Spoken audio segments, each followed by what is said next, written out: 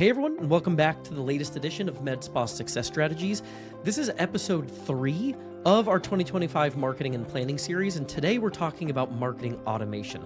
So Lauren and I are going to do a deep dive on how to automate your lead nurture so that when somebody inquires about service, somebody inquiring, let's say from a Facebook and Instagram ad or any other source, comes through, how do you maximize the chances that that person actually books an appointment and shows up for service? But how do you do that without putting an enormous strain on your team's time? We do that through marketing automation. We're going to show you the tools, tactics, and best practices we use to maximize booking results for our clients. Hey everyone, Ricky Shockley. I'm joined by Lauren Nettles, our lead digital marketing specialist, and today we're continuing our 2025 marketing and growth series with marketing automation. So in the last video, we talked about really understanding ROI measurement. I think it's something that so many people overlook. They know that they're getting patients through the door, but they don't understand the numbers related to retention and how it actually tracks long-term in terms of ROI. Critically important. If you haven't watched that last video or listened to that last episode, please go back and do that. And then today we're going to talk about our best practices for nurturing a lead.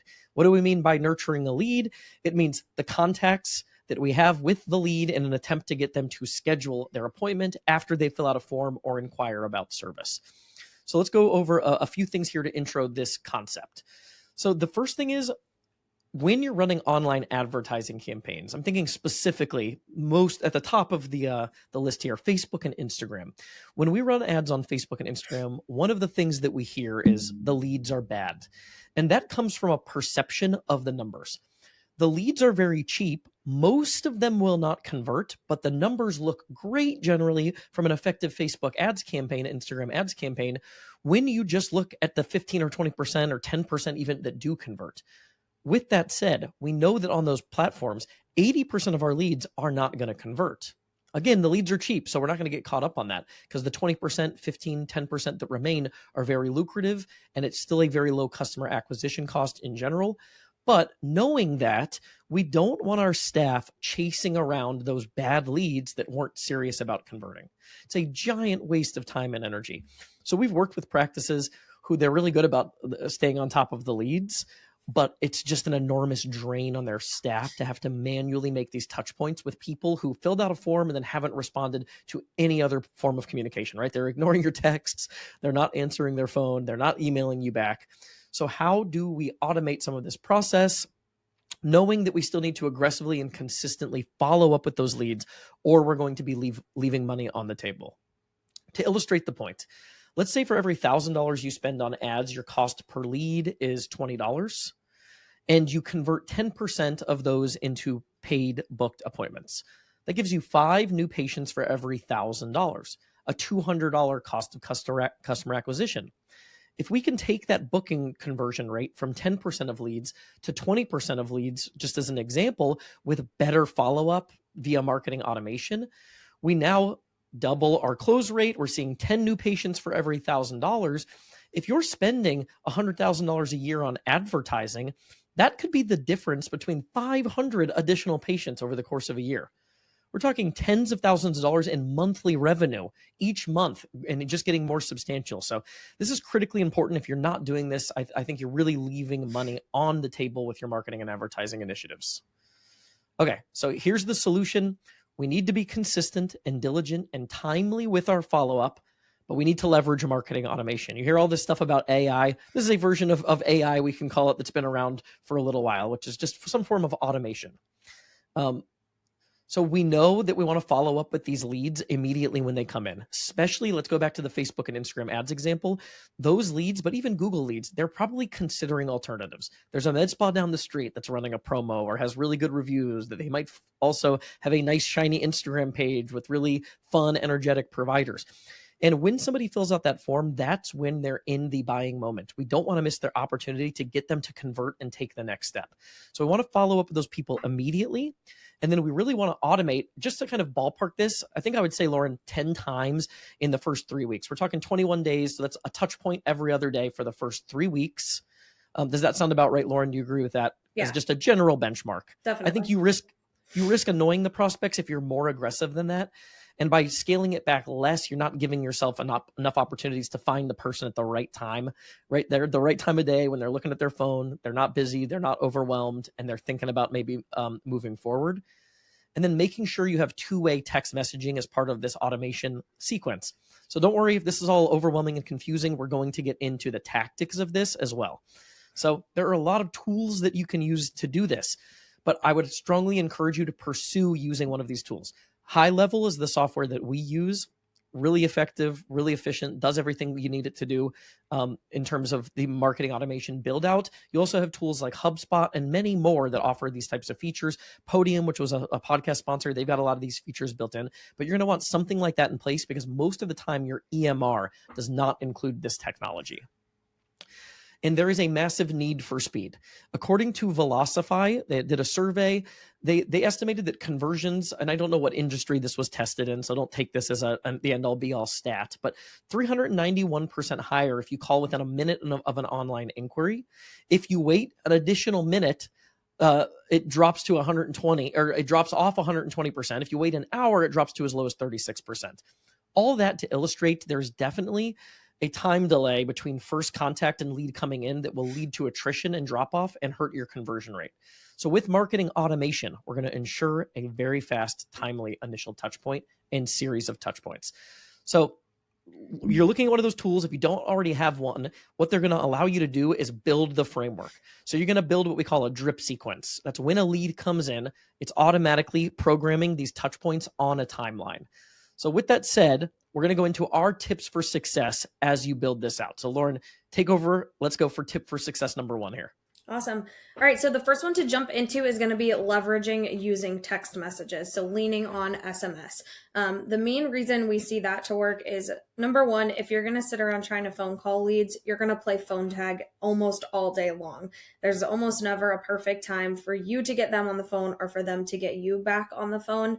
The longer we sit in each other's voicemail mailboxes, like that survey Ricky just talked about, it's going to drop that actual booking or scheduling from that patient. So we really want to be using text message.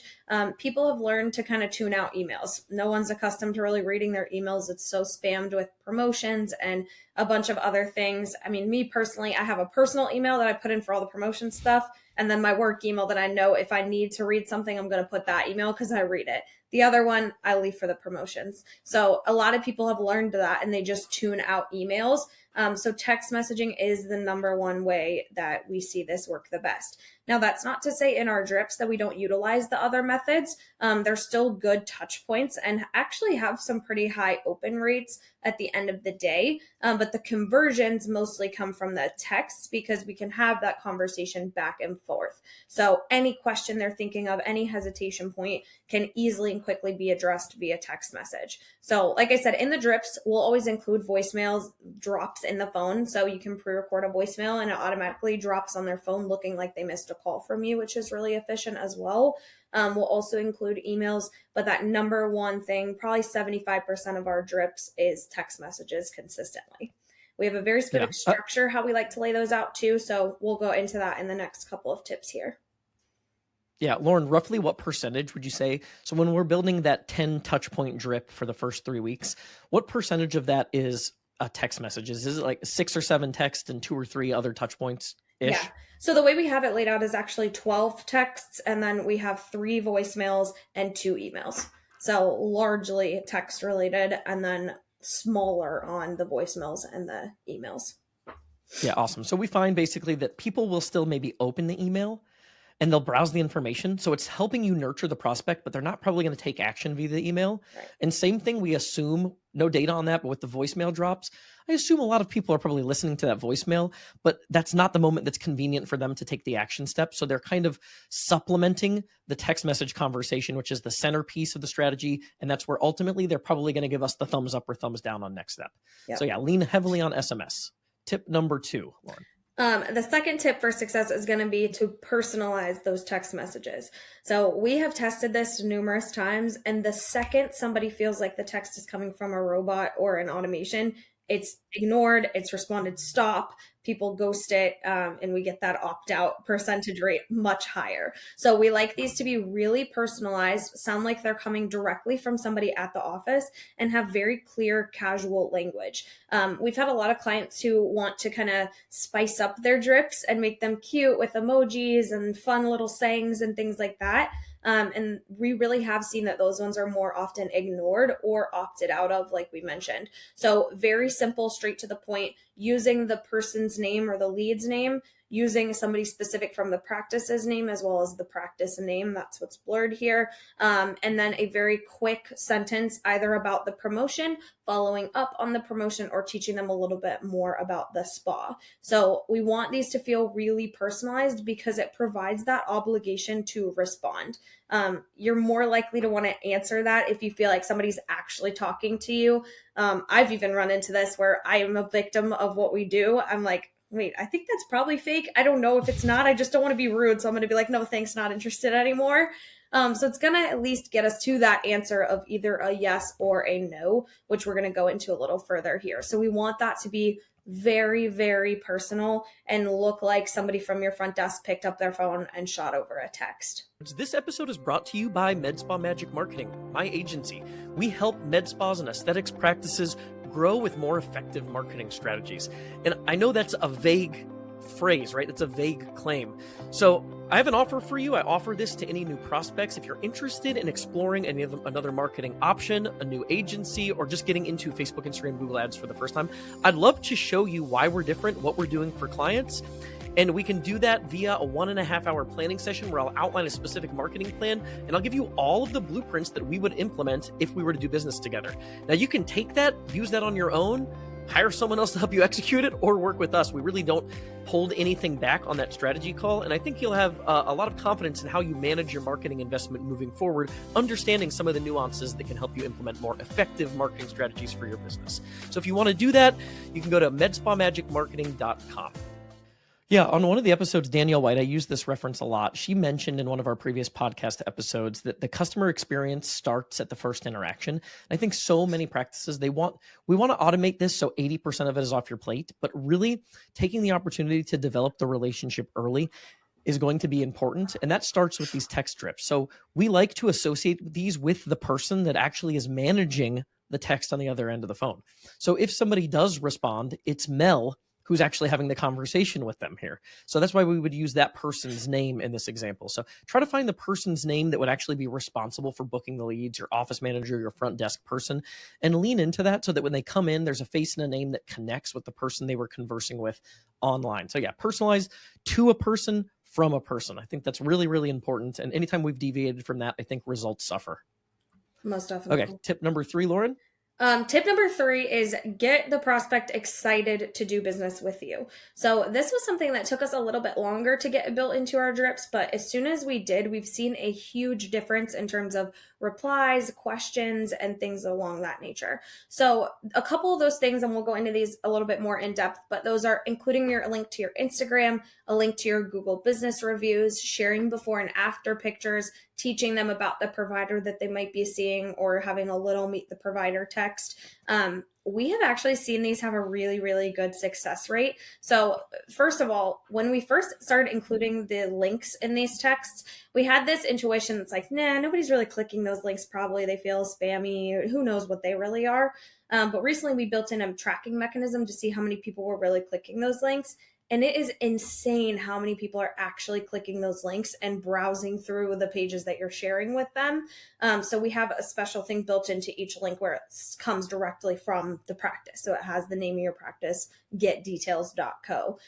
So it makes a lot of sense. It's coming straight from you. It's not spammy at all. And it teaches the person a lot more about you as a business, your providers, and things like that. So first of all, when we share our Instagram, it gives them a really good picture of what the office is like and what their experience might look like. I know, at least for a lot of people we talk to, the Instagram is a number one place where people are sold. So they see your before and afters there. They see the provider's personality, maybe a beautiful video of the spa, things like that, where it can really make or break that decision in terms of picking you or not. Our clients that have the best social presences or have the most followers and best content end up having a much higher conversion rate because they see somewhere they want to visit.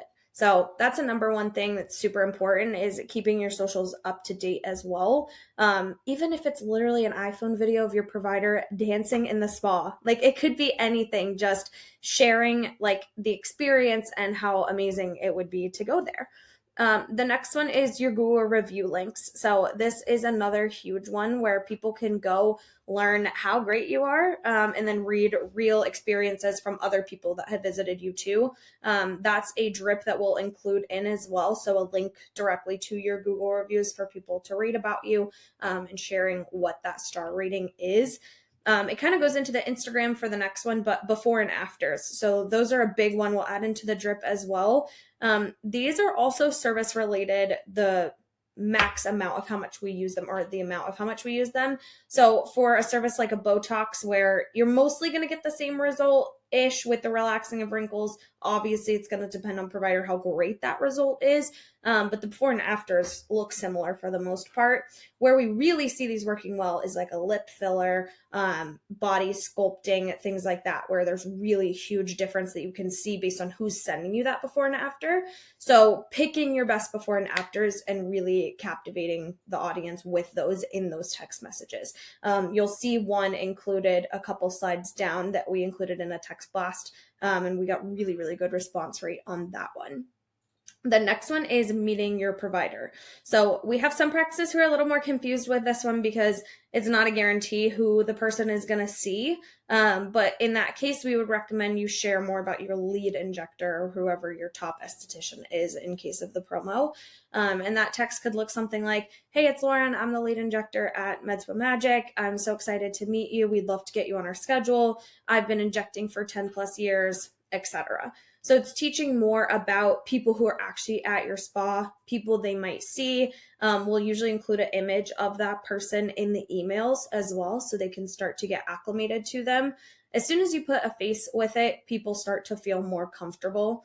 We always have to remember it's not scary to us, but putting needles in people's face is scary to a lot of people, especially those who are truly new patients. So that can be really helpful in starting to build those factors of know, like, and trust, and really allowing them to trust that provider before they even get in the door. And it kind of goes into what Ricky was saying about from that first touch point, that's when people are making their perception of you. So as soon as you start acclimating them, giving them reasons to trust you, they'll start building on that. And the number one thing to note here too is people sometimes respond on that 12th text. So we have texts where people are like, "Well, that's too long. We're going to make everybody upset." We're really not. The way that we have them structured are to be not irritating, very personalized, and informational with every message. So they're getting your Instagram link, they're getting your Google review link, they're learning about the provider. Then when that last text comes that says, "Hey, I'm not going to reach out to you again. This is the last time. Are you interested? Do you have any questions?" You would be shocked at how many people on that text end up saying, "Actually, yeah, I do want to schedule," or "I do have a couple questions for you." So it's really reminding them through the nurture that they should be excited to do business with you for all of these reasons. Yeah, and remember, these people gave you their information. They filled out a lead form. You're not cold messaging them. Right. So we don't want to be too concerned with the information we're providing. These people are given the option to opt out. So we want to be diligent. They expressed interest. Let's give them the information they need to get excited about taking the next step with us. Right. Lauren, when you mentioned like the meet the lead injector, if that's not the performing service, right, one of the things I might add to that is try to use the concept of like borrowed credibility. So if you have a lead injector and that person's responsible for training your other injectors, try to have some sort of a pass through of her credibility to the other provider. So if it's the lead injector, talk about how she trains and oversees all the injectors and the philosophy they have and the types of training that they do, so that people still have confidence that the business is training injectors under a certain methodology to provide, services with good training, good background, good knowledge, and good experience. I love that. But yeah, I love that. Only other thing, you'll notice some of these things we talked about in video 1 of this series. So we mentioned your Instagram page. If your Instagram looks like crud, it's not going to help you to send an Instagram link. If your Google reviews are terrible, we don't want to send a Google review link. So use discretion here. You're trying to put your best foot forward, but it goes to show the importance of doing those things well as kind of a prerequisite to successful online marketing. Right. Okay, so that tip number 3 was get them excited to do business with you. You have the lead, use your automation drips to get them excited about doing business with you. Number 4. Number 4 is to get an answer. So I know we kind of briefly touched on this before with using texts that provide an obligation to respond. This tip for success is get a yes or a no before you give up on the person. So we see all the time, we'll send one of the texts in the automation that says, would you like to schedule an appointment? The person says yes, and we say, okay, great, Tuesday at 12 or Thursday at 4, which works best for you? And the person doesn't respond. That's so common, you wouldn't believe it. So people either go ghost, they forget, they get involved in other things during their day, etc. So don't leave it at that. We have a special column built out in all of our client softwares called Needs Follow-Up by Your Team. And we specifically request that you move that person over to that column and continue to touch them with text until we get a yes or a no. So until that appointment's confirmed or until they say, never mind, I'm not interested, continue to message them. So not just one more time the next day, but next 24 hours, next 48 hours, next 24 hours again. So we really want to push that person until we get a yes or a no. It's not trying to say go annoy everybody in your list. But it is true that people just have so much going on that the last thing they remember is to schedule their Botox appointment sometimes. We've seen lots of texts in our client softwares where the response actually says, oh my gosh, I totally forgot. Like, thank you so much for following up with me. And we see a really good response rate from that. So get a yes or a no. You'll also see a lot of people texting back questions. So things like, how much will it cost after the first 20 units? Or where are you located? Or what other services do you offer? Anything along those lines. To us, that's a perfect at-bat opportunity to get them across that finish line. So even with those people, ask the question again, hey, we're located on so-and-so street. Would you like to get on our schedule for this week? Things like that. So push to get that answer until you get either a yes or a no. That's kind of how we talk about going through that whole 12 message drip and where that person responds on the last one. Don't give up until we get that final answer. Yeah. I would even say you could take that to, like we talked about, at least for 3 weeks being diligent with the follow-up and then moving them to just your email and text list. So if you have like monthly promos, I think there's a good argument that in an ideal world, that drip sequence is going on infinitely until you get a yes or no. So I wouldn't be afraid to elongate your drips. So maybe the first 3 weeks, you call that like your aggressive attempt, right? 3 weeks, we're trying to get the yes or no. And then it starts to space out where the touch point is just like a weekly touch point for the next like 12 weeks or 6 weeks. And then it moves to a monthly touch point. Hey, you'd filled out something a while ago with us. Were you still looking for a provider? Because you're going to close some of those if you stay on top of them. There are people, they're in a different moment in terms of their need to pull the trigger and move forward, right? They're thinking about doing it. They don't do it now. You've probably had purchases you've done yourself, right? You've thought about buying something. You came so close. You had it in your cart on Amazon and you didn't buy it. But 4 months later, you feel like it's the right time. And for whatever reason, you decide to pull the trigger and move forward. So yeah, I think that's really important. Don't give up on the leads until you get a no, really, because otherwise they're booking an appointment. So leave them on some sort of a drip or nurture as long as you possibly can. Yep. Definitely. The last bullet on here is kind of what we've been talking about this whole time, but use question-based prompts as much as possible. So even when you're answering the question about where you're located, add a question in at the end, whether you want to ask them if they want to schedule or not. Again, ask them, are we close to you? Things like that. So keep the conversation going. There are a lot of good conversation starters and continuers that you can include in all of your texts. And building that relationship, building that know, like, and trust is going to get them closer to scheduling the appointment in the long run anyway. So start building on that. Ask those questions. Almost every time you respond, have a question included. Yeah, I love that tip. I think we've seen some of the times when we're looking at a client's messages and they're just giving blunt, like one word replies, where are you located? Just copy and paste the address. Like, this is relationship building, time to build rapport. It's like a date. Try to figure out a way to keep the conversation going. I love that trick, Lauren. So even when you're answering a question, pose a secondary question to keep the conversation going. Yep. Okay, I think we have 2 more here. Yep. Tip 5 is you want a show up sequence that confirms the appointment. one of the things that we noticed is a lot of your EMRs, they basically include this option by default that you're making the person make the purchase decision all over again. They filled out a lead form. You had a text conversation with them. They booked the appointment. And now a few days out from their appointment, you're sending them a message to confirm, press C, or to confirm, press Y, to cancel, press C. We're making them remake the purchase decision, and that's going to lead to drop off. So what we recommend is just, they've already booked the appointment. Let's assume that it's confirmed. Let's use confirmation-based language in our text strips. And any other bells and whistles, Lauren, to the show up sequence drip that we'd like to include that you'd recommend people take a look at? Yeah, I think we have a couple, like this one kind of goes into it a little bit more. This is a single provider practice that we're talking about here, so it's much simpler to do it for this one.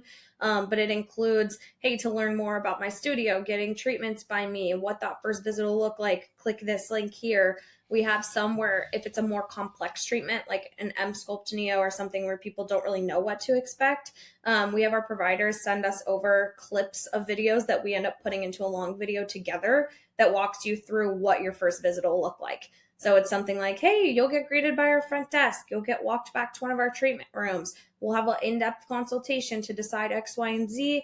We'll put the paddles on. We'll make sure you're comfortable, and we'll go from there. So if it's something more complex, or even a Botox appointment, like, hey, we know you might be nervous. What can we do to help you? Or do you have any questions about your treatment? Things like that to just get them ready. The more comfortable they feel for that first appointment, the more likely they're going to be to come there. Another thing that's so simple but has helped a lot of our clients is including your address in that text or that email, telling them where to go. So if you have like a suite in a salon or something along those lines, be very clear about where to go. When people get confused, sometimes they just leave. So be clear about the appointment time, who they're going to see, what they might be doing, where you're located, and that you're excited to see them. Make it something where you are excited to have them join you as well. Yeah, love that. Hey there, wanted to briefly interrupt the episode to make a quick ask.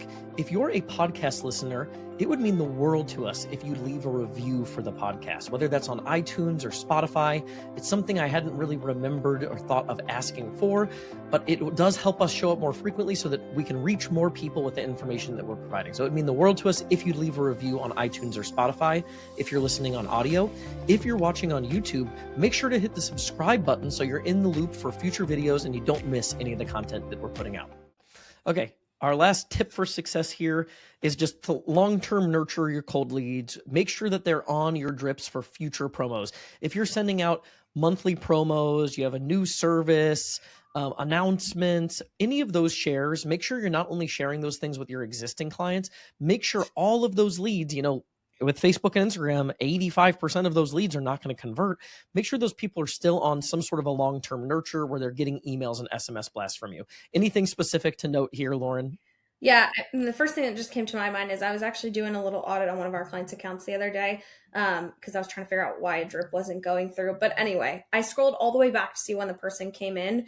It was February of last year that they filled out a lead form. And last week, they converted for their first appointment off one of our text blasts for a completely unrelated service. So that was a true anecdote that actually just happened. And I'm assuming it happens a lot more than we're even able to track. So that's a huge one, like you're saying, Ricky, is leave everybody on all of your drips. If they want to opt out at some point, they can opt out. We provide the opportunity every text. So it's super important to keep touching them with things. The next thing that's really important with these texts is, again, personalization and question-based. So they all go hand in hand.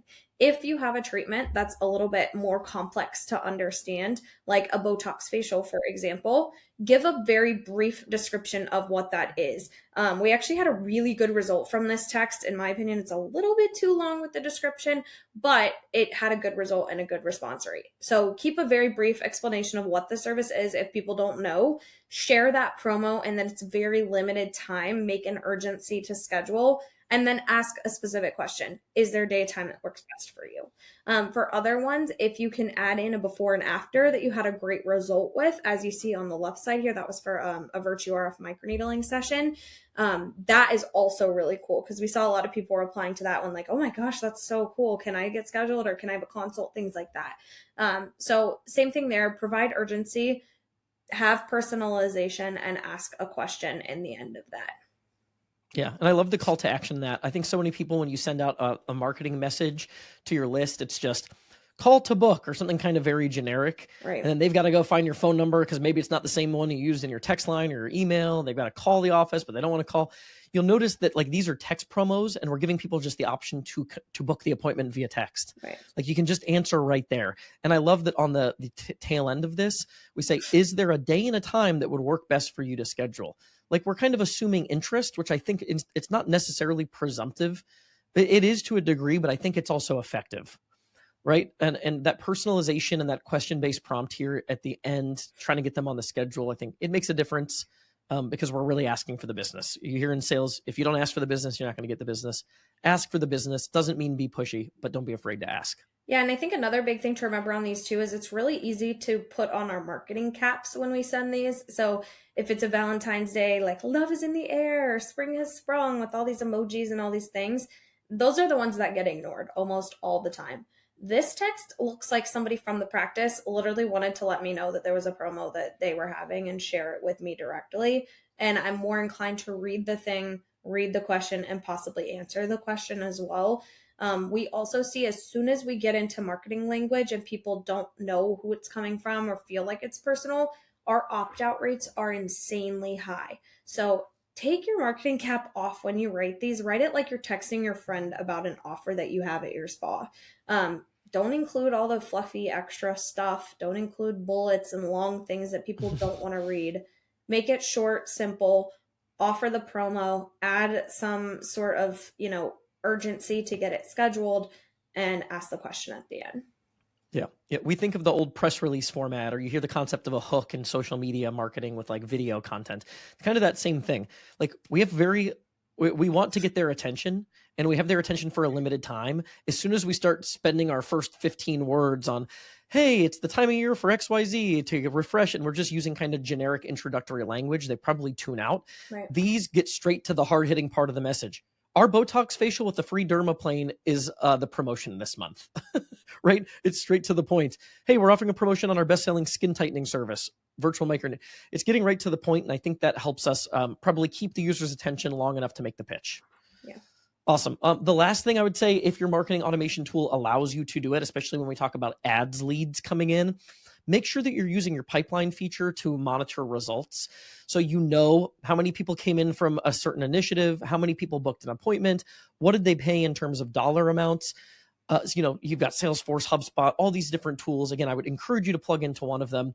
We use High Level. It's really effective. We have certain EMRs that we can integrate with where this data is updated in live time, or we're even tracking rebooking. But at least to some level, make sure that you're tracking your results, because marketing should be an investment, not an expense.